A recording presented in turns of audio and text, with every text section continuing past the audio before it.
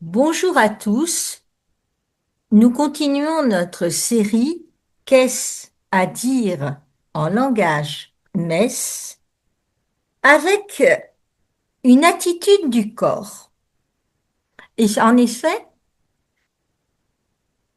tout à l'heure, nous nous sommes levés au signal du chantre. Je vous rappelle que pendant des siècles, nos églises étaient complètement vides et que le peuple venait y trouver asile et il priait et profitait de la fraîcheur pour se reposer. Et il a fallu attendre le Moyen Âge. Au Moyen Âge, les lieux de culte, c'était des lieux de vie, d'où la notion de basilique. Et on y dansait, on y festoyait, surtout lors des grandes fêtes. Ce n'est qu'à partir du XVIe siècle et donc de la contre-réforme avec nos frères hélas séparés et avec l'allongement des prêches, je vous rappelle un petit accessoire dont on parlera peut-être un jour qui s'appelle le bourdalou et qui permettait aux dames de s'adonner aux nécessités de la nature pendant les prêches en glissant ce bourdalou sous leur vertugada. Et donc, allongement des prêches, les bancs puis les chaises apparaissent dans nos églises et l'usage des chaises s'est généralisé simplement à partir de 1870. Dans certains lieux de culte catholique de rite byzantin, j'ai le souvenir qu'on participe à la messe, à la célébration en étant debout. Donc, notre chantre a donné le signal de se lever. Nous entrons dans une démarche d'église, nous devenons corps du Christ et les membres de cette église, de ce corps du Christ, vont poser des gestes, vont dire des paroles, vont chanter. Il y a une unité dans ce que nous émettons et pourtant chacun demeure unique, garde sa personnalité, est unique surtout face à Dieu et dans cet art d'être unique, il va se couler dans l'action commune. C'est-à-dire que il va participer quant à cette action commune en y étant coulé comme dissous. C'est pas parce que il y a du sucre dans l'eau et qu'on ne voit pas le sucre qui est dans l'eau que le sucre n'existe pas en tant que tel. Il faut bien avoir cette notion d'assemblée, de communauté, où chacun est actif, où chacun a son rôle. Et c'est important de bien le voir, une action commune. Mais tel n'est pas le cœur de mon propos.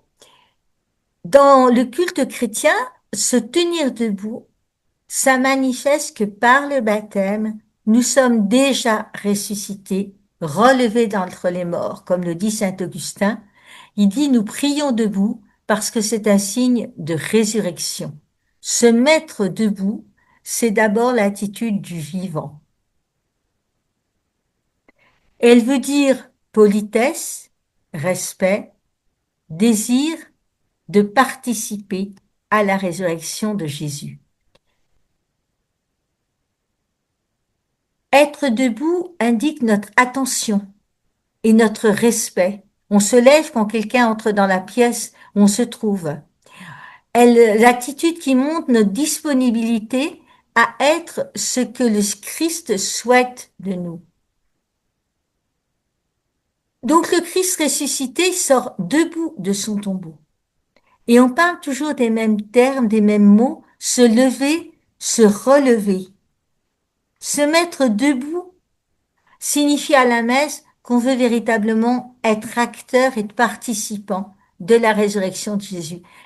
Et entraîné vers le ciel. On veut être comme lui, un homme debout, un homme résolu.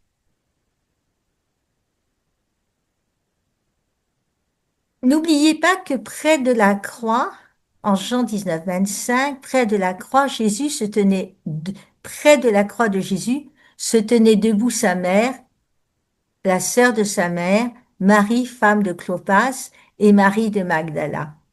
Elle se tenait debout près de la croix. De même, au livre de l'Apocalypse, il se tenait debout devant le trône et devant l'agneau. Se mettre debout à l'entrée de la célébration, c'est donc cette attitude de respect. Abraham se tient debout près de ses visiteurs pour les servir. Attitude aussi d'assurance.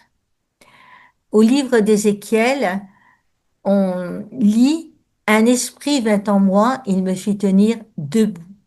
Qui pourra tenir debout lorsqu'il se montrera, dit le prophète Malachi. J'insiste sur la gutturale. Zachée debout dit au Seigneur: Eh bien, je fais don aux pauvres de la moitié de mes biens, en Luc 19,8. Au livre des Actes des Apôtres, debout au milieu de l'aréopage, Paul prit la parole. Acte 17, 22. Être debout, c'est la position importante de la messe, l'attitude biblique la plus commune pour prier. Donc être debout par politesse, par respect et par ce désir qui est le nôtre de participer à la vie de Jésus. Merci beaucoup pour votre attention et je vous donne rendez-vous pour le prochain épisode de notre série Qu'est-ce à dire en langage de messe. À très vite!